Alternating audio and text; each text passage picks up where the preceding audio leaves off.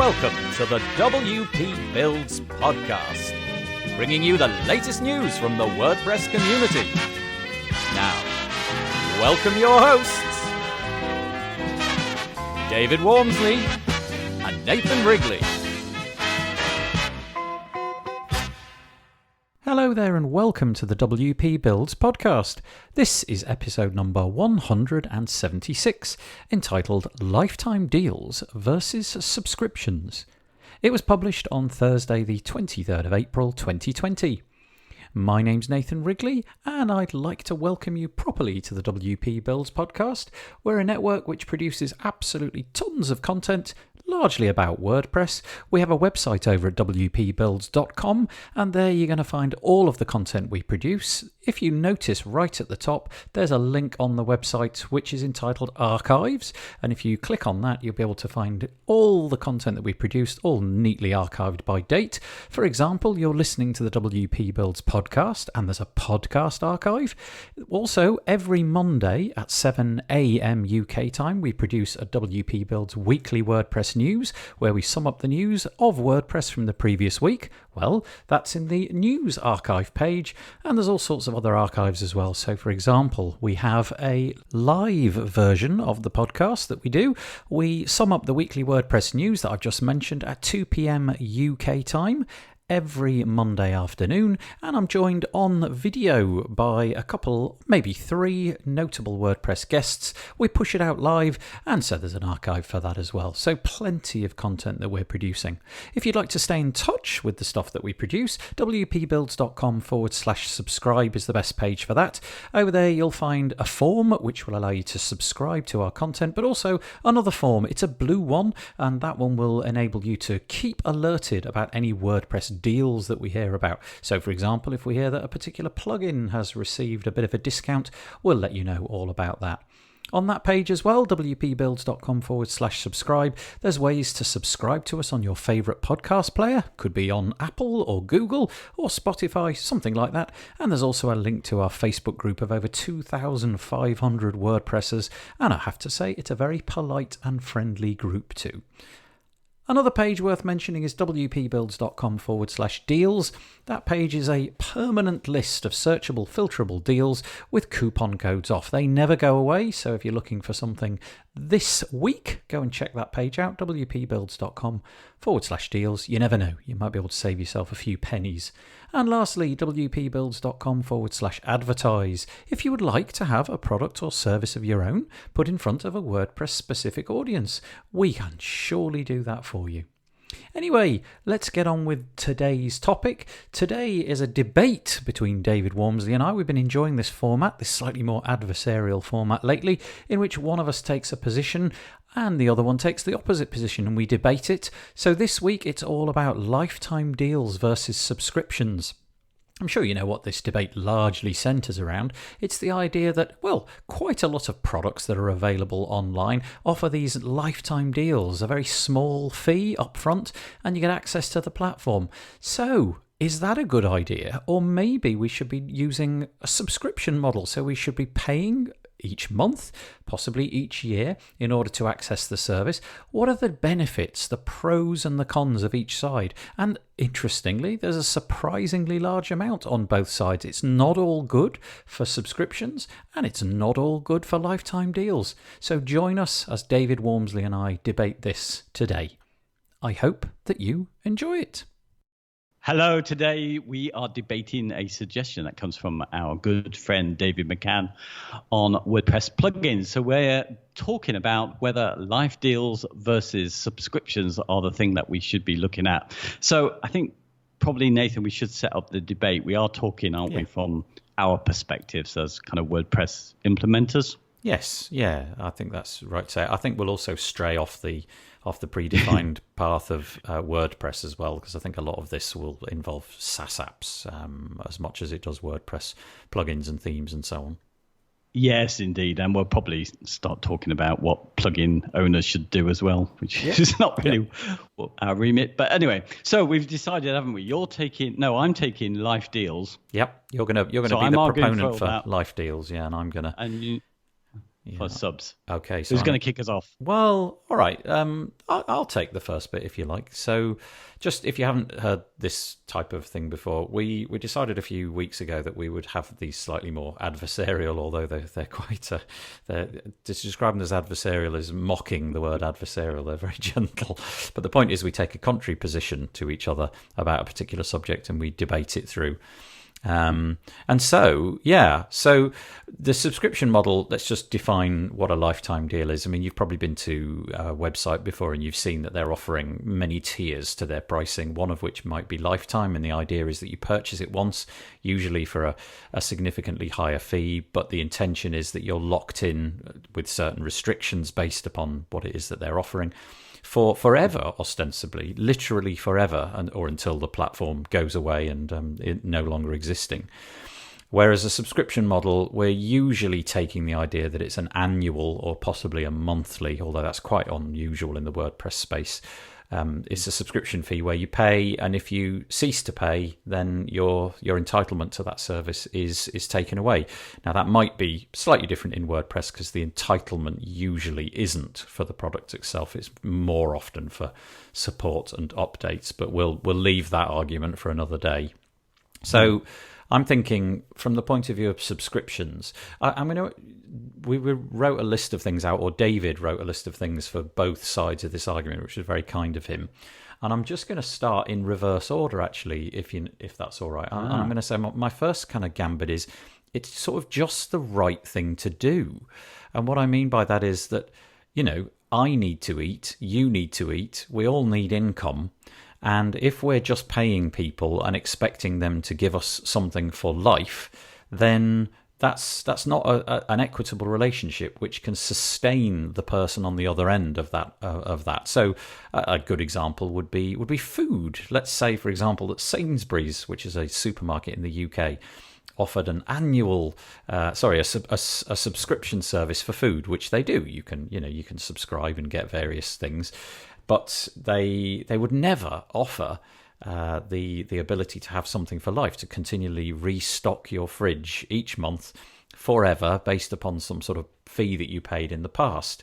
And the reason they can't do this because there's actual physical products, and everybody understands that can be done. Now, in the digital space, that's not quite the same. If you've written the code, putting it out to 1,000 people is the same as putting it out to one person or 10,000 people. You're not doing any more work, so it is sustainable. But I just kind of think it's the wrong thing to do from the point of view of morality. I guess there is a little bit of that creeping in. And it seems that if you want your product to be sustained and you want the developer on the other end of that product to have a fruitful life and to be able to plow more time into it, then paying just seems like the right thing to do. So I'm coming at you with a moral position, David, which is going to be difficult for you to come back with, I think. Well, okay, let's go with the moral perspective then. So WordPress is an open source community. It started with people volunteering their time to build something that's great and build businesses on that. And some of that maybe has been lost along the way. So if you are creating these things, you are contributing to this open source project in some ways with not necessarily the expectation of making money from it. That kind of comes out of the goodwill that you get. So from a moral perspective, I'm not so sure if you go in straight away with the idea that you should expect to be paid with it being open source.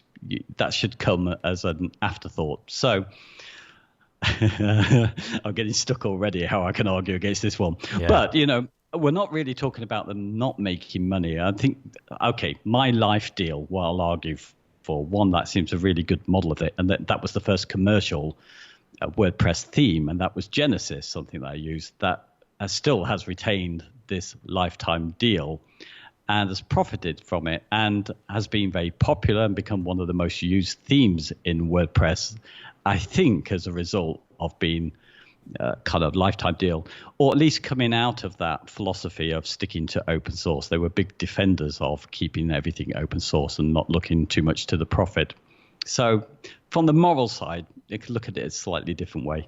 Yeah, it's interesting because I'm about to reveal the glaring error in my argument here, because I have a ton of lifetime deals, so it's kind of a bit of a moot point.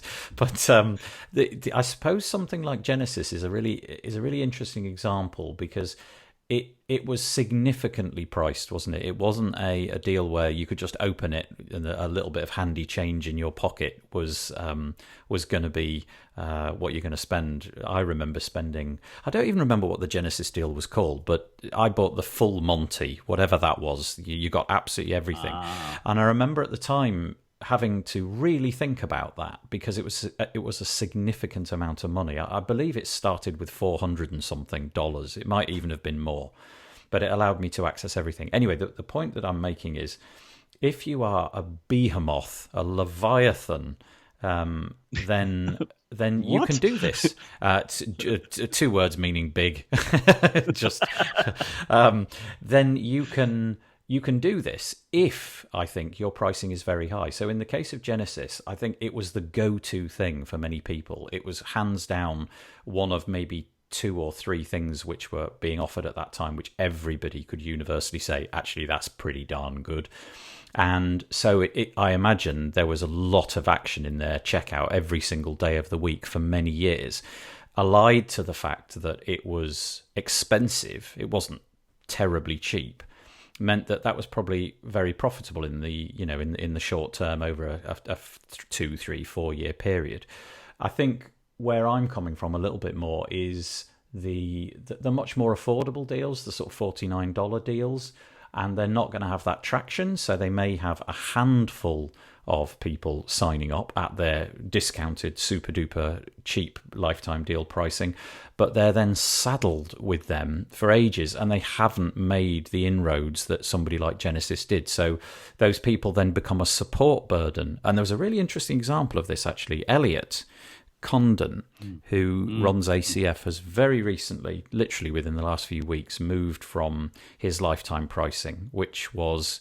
It fits perfectly into what I'm saying, because it was extraordinarily popular. I would imagine that Elliot's into the many hundreds of thousands of lifetime deal customers.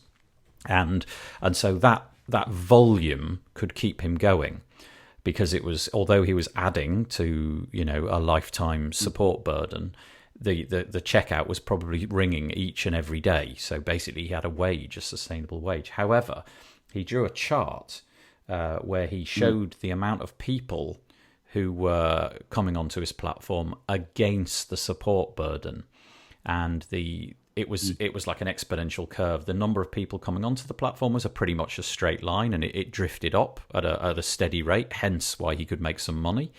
But the support burden was exponentially just going up, and it was almost approaching like a straight line, a straight vertical line. And this is the problem, right? You've got all these people who've paid for life, and every time you've got somebody paid for life, they expect support for life. So he moved away from that model for exactly this reason. So, to summarize my enormous long answer to that, I think it's going to work in certain cases if you're really popular and you charge a decent amount of money. But I think if you're charging a small amount of money and you're not very popular, there's only one direction of travel there, and it's support nightmares and the inability to progress the system, because you're just dealing with the tiny amount of people who have got a huge amount of support requests.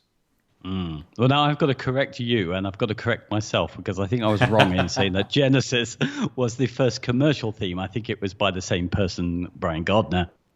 I think it was the revolutionary theme. But yes. Also, I have to correct you on the cost of it as well, because the basic Genesis framework, you bought the whole package. I did, would yeah. include for life any themes that were built for it, the child themes for it. The thing itself, when I bought it, was very cheap. I think it was probably under $50. So okay. It was a very, very small cost, and it was the license. I think, do you know what? It's interesting, because also you mentioned, we didn't expect to go here, but you mentioned ACF, and that's another plugin author who's very much behind the open source project that is WordPress and its kind of foundation. And I remember, really when Gutenberg came into place, where wherever WordPress went, he was going to follow. And I really love that about these kind of early authors who did these lifetime deals. I think it's the time, and I think, you know, what WordPress was, a smaller community there where people did feel they were part of contributing to this core product, where I think things have changed so much, particularly over these sort of years recently. We've got page builders, and it's introducing a lot of different people who are doing a lot more with WordPress than they could previously do.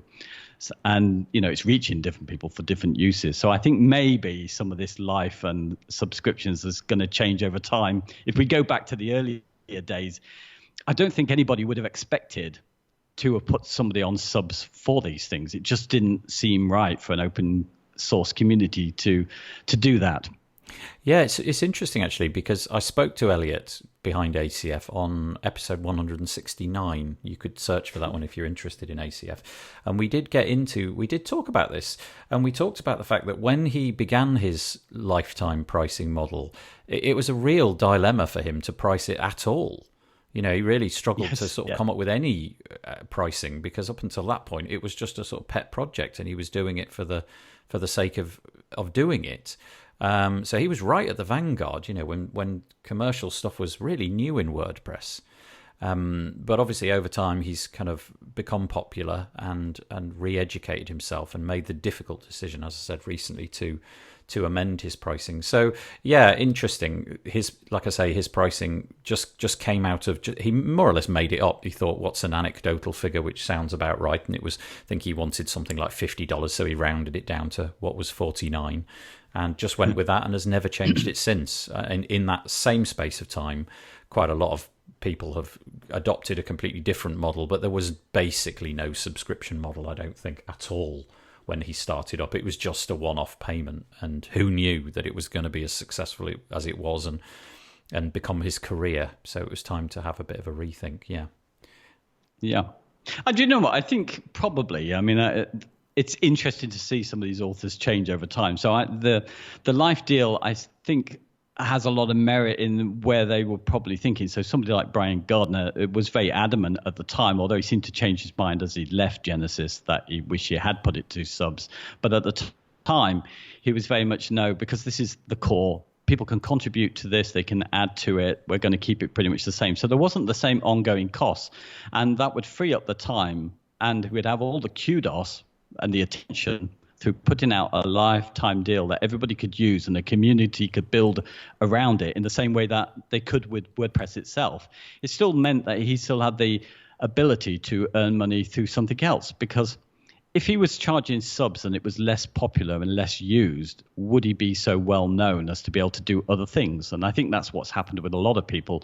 They may have used the lifetime deals here to get that community around their product itself, make it affordable to more people, like WordPress is itself.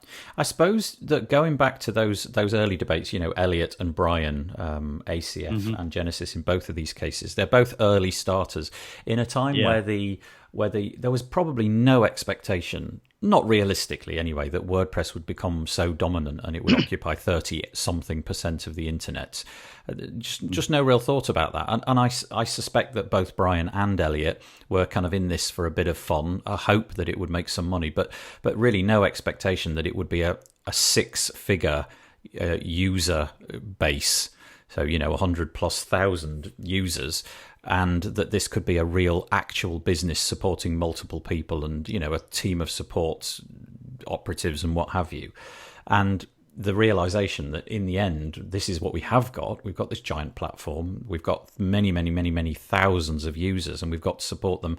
It kind of makes you have a bit of a rethink. So what I'm trying to argue is that at the beginning, it was just common sense to do a lifetime pricing, but now, if you're launching something, it kind of isn't common sense, because as we've seen with a variety of plugins, even over the last year or so, some of these plugins that have launched in the last year have gone through the roof, you know, and have hit those 100,000 user marks.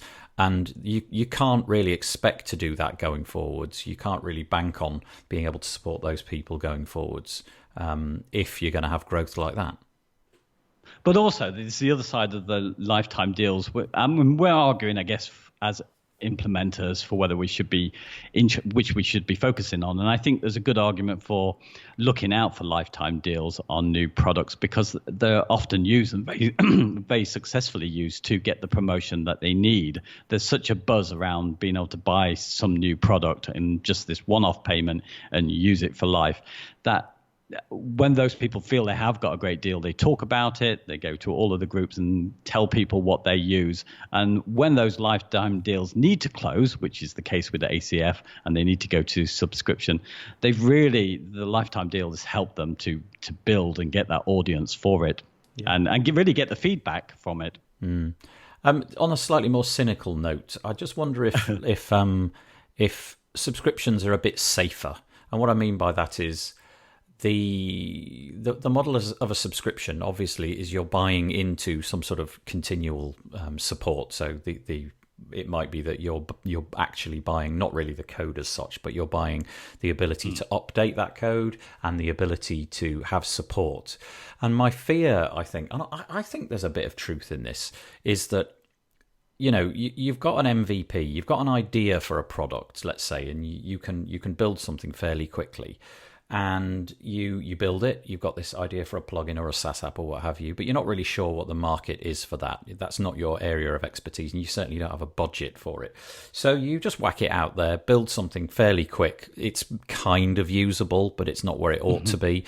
And you just launch it, and you stick a price of, let's say, $99, $49, whatever, on it, and you see how many you sell. If it's a home run and loads of people use it, great. This thing will keep me going. This is what I need to do for the foreseeable future. I'll invest a significant amount of my time.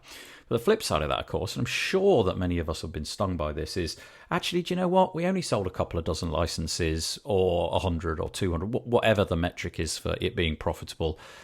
Let's just stop work on it now, shall we? Because we're better off launching something else. So what I mean by safety is exactly that. You're ensuring that people can continue to develop it, as opposed to just dropping it like a rock the minute it's not profitable.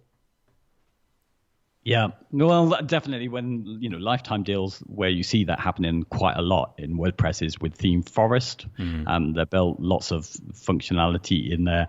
But you know what? This is kind of maybe not so much whether life deals are a good thing for other plugins or for us to buy into, but more really the individual plugin authors. I would perhaps argue that the same may be true with subscription models. It doesn't go hand in hand. That the model means that you're going to get good service. So you decide that it's going to be a subscription, but you still don't really do very good updates, or the support gets poorer over the time.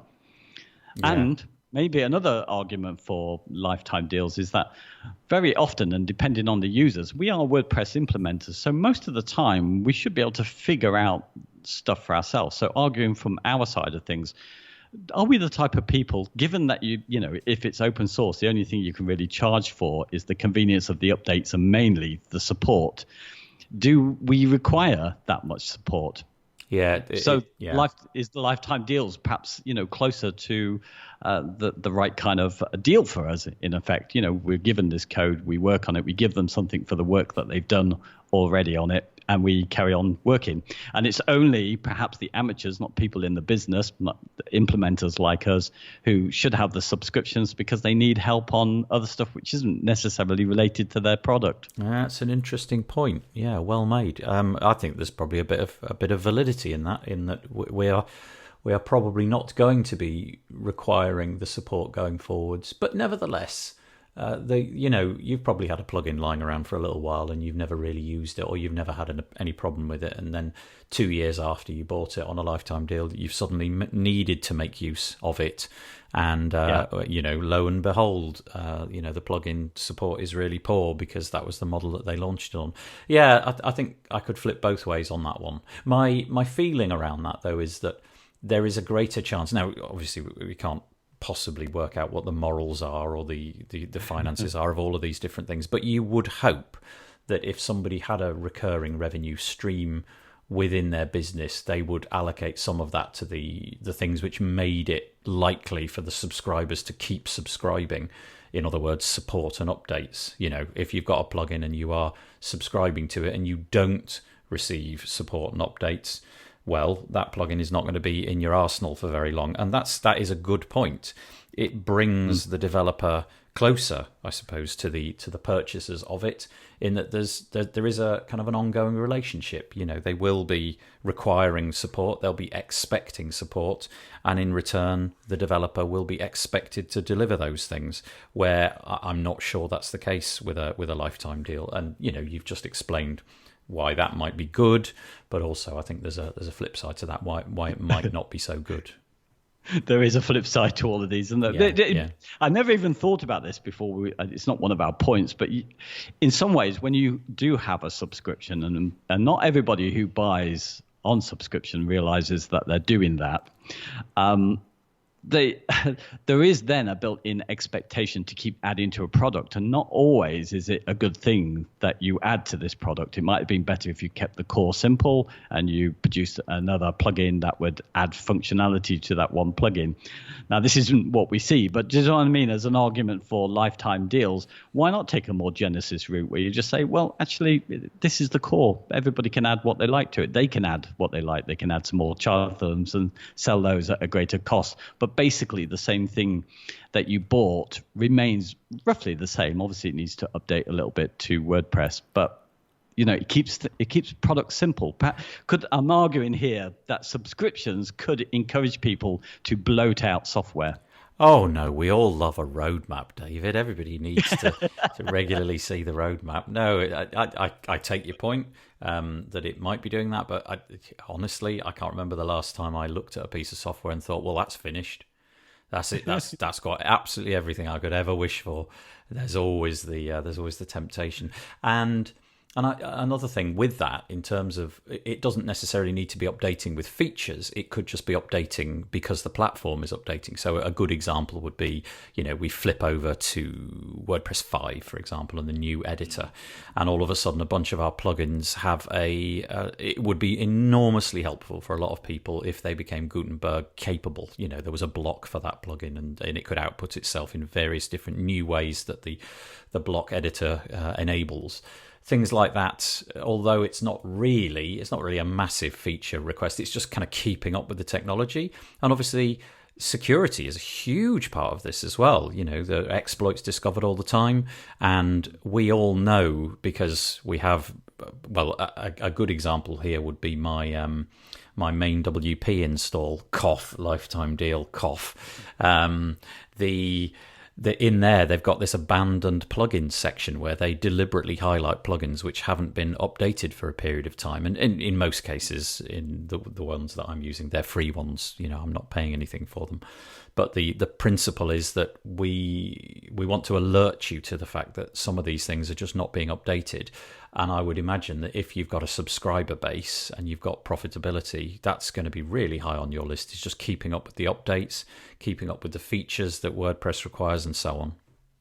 Yeah, I think that's a good point. And I'm going to try and squeeze in the two of the points that I thought were in my favor of the lifetime deals. One of them is that from the buyer's point of view, I like subs as well, so I'm arguing against what I generally would argue for. But there is that side where we see it a lot recently, where at least you know where you are. You've paid for something, you've got it for life, for the life of that product. You don't know how long that's going to be, but you know what you paid for. When you do get into the subs, people do have a habit of changing the terms on you, so they dropped the renewal discount on you, as has happened with WooCommerce extensions, and sometimes they even just entirely change the deal and just decide they're going to increase the price. You're not going to grandfather you into your old deal. So this is always a bit of a risk when you're buying plugins. As somebody who's you've set up your deals with your customers, when a plugin developer on subs decides to change the deal, you have to pass that on, and that might not be something that you'd want to do. Do you know, it's really interesting. I've noticed in quite a few Facebook groups that there are obviously, I don't know what the correct term for this is, but there are obviously people who are like serial purchasers of lifetime deals who've clearly been stung, and they take screenshots of everything. They take screenshots of all the terms and conditions. They take screenshots of like what the offer page looked like and all of this. And they're obviously stashing those away somewhere in the expectation that at some point in the future they're going to be burned by the platform or the plugin or whatever it might be. And these screenshots, I mean, maybe they're using the Wayback Machine, but I don't think they are, because in some cases it's even things like emails and so on. And, obviously things that have been communicated on a blog post which has been deleted, that kind of thing. And they whip them out, just like, no, but look, it said we'd get 30 of this or 12 of this or whatever it might be. And then it kind of it enforces the lifetime deal. And it's another interesting problem with the lifetime deal, is that those boundaries do change. These companies unscrupulously, they do move the goalposts in exactly the same way that you've just described with subscription. So the subscription, the capability for the developer to mess about with the terms and conditions, I think that's equally true on both subscription and lifetime deal. You'd hope that they do the honourable thing and lock in the lifetime deal and keep those, but history shows that they just don't, and people have whipped out these screenshots to prove it, and in some cases, really bash the developers over the head who've had to with some contrition reintroduce what they'd taken away. Yes, and people now, those who follow the lifetime deals, definitely look out to find out whether they're getting all up-and-coming features are going to be added to what they bought. Yes. So that's usually the way around it. Okay, I've probably got one last point, so I might as well make it. There could be an argument here that the lifetime deals could make for better software, because it's a way of, with a new startup company who's passionate about, WordPress plugins, that they don't need to rely on investors or something like that, which kind of takes you a little bit away from the open source side of it, that you can get that initial injection of cash and also that early feedback, because the expectations are not so high on the subs of it being perfect, and make a better product in the first place. Do you know what? I'm going to concede that one, because I think that's absolutely true. And what I mean by that is, I think that you're going to be able to generate far more interest in your new plugin. Let's say you've got a shiny new plugin which does something spectacular. I think the chances of you in the morass, the sea of other plugins, of finding an audience quickly in order to turn your plugin into a profitable plugin, I think that's really difficult. It's just hard. You've got to have some expert marketing strategy, or somebody who's, a real dynamo who can figure all that stuff out. But I think a way to short circuit that is to offer a lifetime deal, because you have a clamoring mob of people who are literally salivating for the latest lifetime deal. And literally, you just stick lifetime deal on the end of it, and suddenly you've got an audience of tens of thousands, possibly more, of people who are just looking because it's a lifetime deal. Whereas if you weren't going lifetime, they absolutely you'd never get on their radar. So I think you're right, and I think maybe this is where this whole debate is going.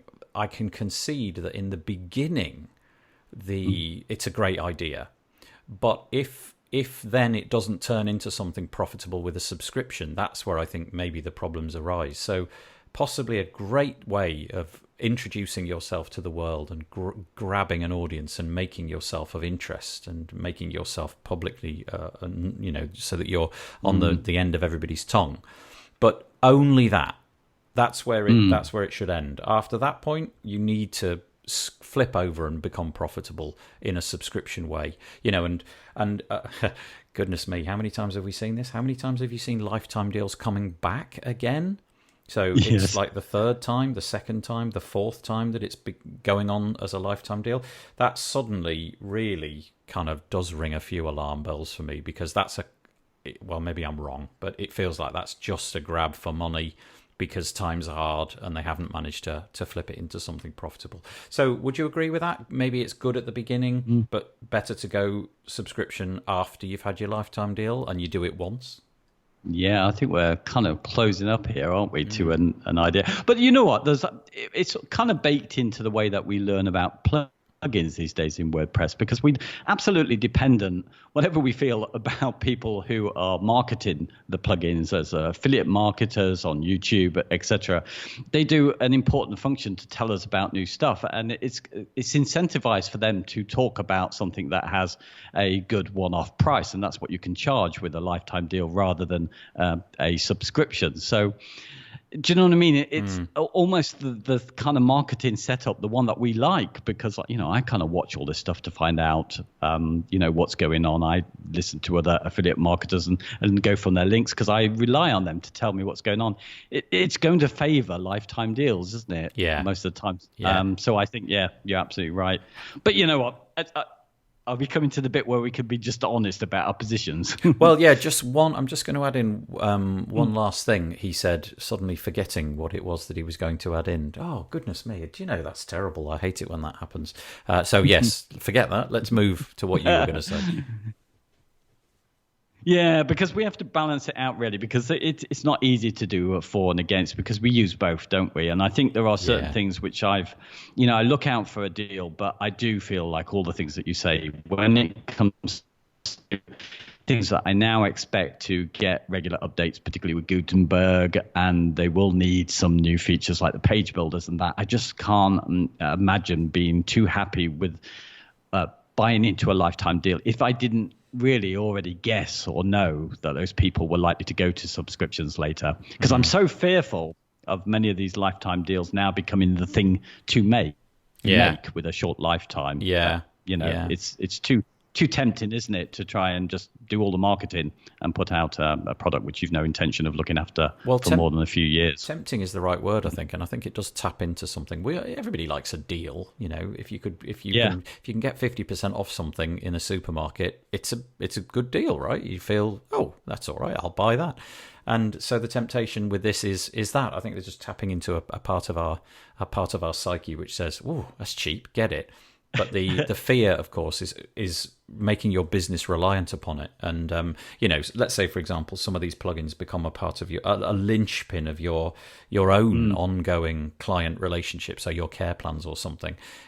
That could be tricky. If some of these things fall over, go out of existence, stop being developed, that's gonna be tricky for you down the road as well. Yeah, but absolutely. There's a lot of things, though, that we buy that we kind of rely on, but they might not alter the actual sites themselves. So something like image optimization, security, caching, things like these. These are things that you can easily swap out the plugin that's being used on a client site, and they won't be inconvenienced at all. Yeah. So they are more attractive as lifetime deals to me because they can come and go. Oh, it's interesting.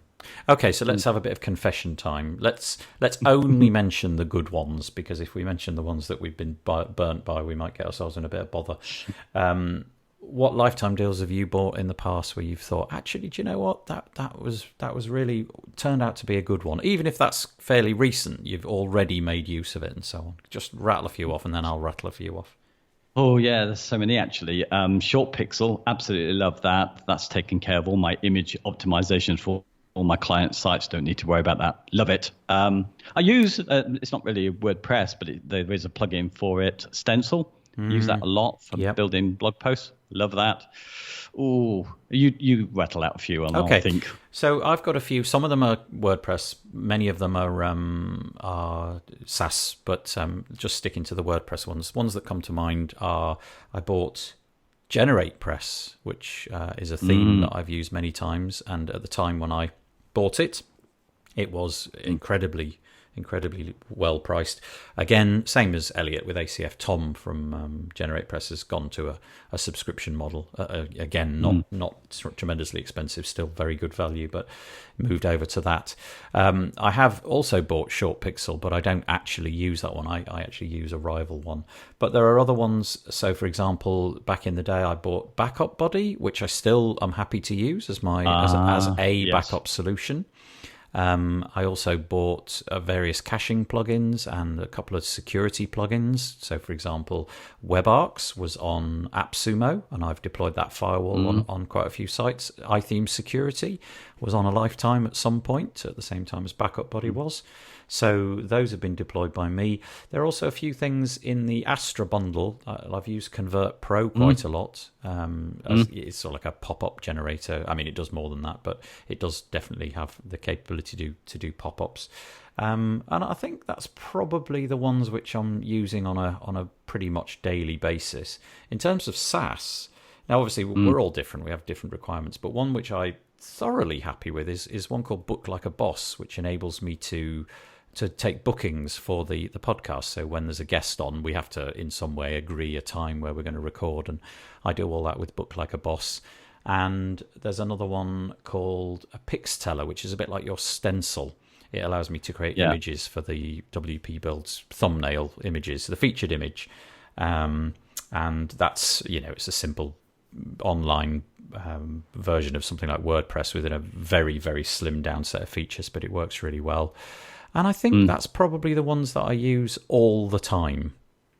It's interesting how some appear. Just recently, I've been needing Smart Slider 3, and I bought this some years back and never had need for it. I knew it was great, got a lifetime deal on that, and now I need it for something. I'm so pleased it's there. It's brilliant. Yeah, that is interesting. The insurance policy purchase, Yeah, I've got a load of those, and I mean a recent one, which is still out there, but it won't be probably by the time this goes out. But there's Wishlist, which that's an insurance one, so that's a membership plugin. So I'm hoping at some point somebody's going to ask me for something, and that's going to cover that slot. So yeah, that's a good point. I mean, obviously you don't want to go too silly because you could insure yourself to the point of bankruptcy. But that's so in the bounds of what's likely to come in the next few years. If you're building WordPress websites for clients on a daily basis, it's incredibly unlikely that, it's incredibly likely that at some point there'll be some permissions type requirement. And, I would like only certain people who've paid a bit to get to this content. So I think that's for the cost of it. It was $49, I think, was for the basic one. Seems like a good one to stash away. Yeah. Do you know, I'm often surprised because if there is a lifetime deal option as well as subs, I always thought everybody would go for the lifetime deal, but it doesn't seem that is the case, actually. A lot of people do calculate, and they start from the assumption that they're only going to get 2 or 3 years, and they just calculate and go, no, I'll just go with the yearly. It's a good point because, if you think about it, most of these companies have got an amount of money which they're hoping to get out of every client. I can't remember what the acronym is, but the sort of lifetime value of a particular customer, and it's probably in the 2 to 3 year era, isn't it? They're going to hope that you stick around for 2 to 3 years, but not really expect any more than that. And so it may be that, I don't know, it'd be interesting to look at that data, the life cycle of a WordPress plugin or a SaaS platform. Do they generally last more than 5 years, or is there much more churn? I don't know. So I can well see also, if you're buying something in 2 years, it's quite likely that if that is a profitable thing, it's quite likely that somebody will have also figured out, okay, they're doing quite well out of this. I think I'm going to build a rival. And then often that competitive rival comes along with something a bit different and maybe a bit more up to date. So, going for a couple of years instead of a full lifetime deal might force you not to lock in and give you that feeling that, well, I need to buy something this year anyway. Well, I'll try the new one out, as opposed to, well, I've got this one, I'm sticking with it, even though it's gaining faults as the years go by. I'll stay with it because I don't have to spend any money. Yeah. There's one other final thought, and I think it actually tells me why I buy in a certain way. It's because I've been doing it for quite some time, and because I started with things like Genesis in the early days. Genesis now, I still got them on client sites, and some of these will be almost coming up for 10 years now. So my expectations are really based in those early days of buying the first premium products that there were for WordPress. So I'm still seeing it as the client not needing to change their site for so many years. This is fascinating. I mean, there's just so many different ways you can look at this. Ultimately, I think even though we've had to take a contrary position, we probably do a bit of both. I've got loads on subscription. I've got loads on lifetime deals. And in many cases, I'm happy with both. I feel that I'm far less. I have had a period where I've bought a lot of lifetime deals and just literally never used them. But the ones that I've got on subscription, I use all the time because there's no way I'm going to pay for something that I'm not using. So that's quite interesting as well. I probably should check back in with a lot of the things that I've got on lifetime deal just to check whether they've been significantly updated or not. But as always, there is no right answer. Just do what works best. Yeah, indeed. Shall we knock it on the head? Yes, indeed. Okay. All right. Bye-bye for now. Bye. Well, there you are. I hope that you enjoyed that. It's always a pleasure chatting to David Wormsley, and there's always so much to say. You look at it and you think, well, it's always going to be better to go for the lifetime deal. I get a whole bunch of software, and I only pay for a small fee up front for the whole thing, for life. And then, of course, you think about it, and there's other options as well. Anyway, a lovely debate, and I'm sure that you enjoyed it. Please join us. We've got loads of content coming up this week. So, for example, on Monday, 2 p.m. UK time, we'll have our WP Builds weekly WordPress news live session. You can join that by going to wpbuilds.com/live, or you could join us at 7 a.m. UK time on Monday when we'll be releasing the pre-recorded version of the news, where I just read out what it is that I found in the WordPress space during the last week. Okay, hopefully we'll see you at some point between now and then, maybe in our Facebook group, or maybe somewhere else. Either way, have a good week. Bye-bye for now.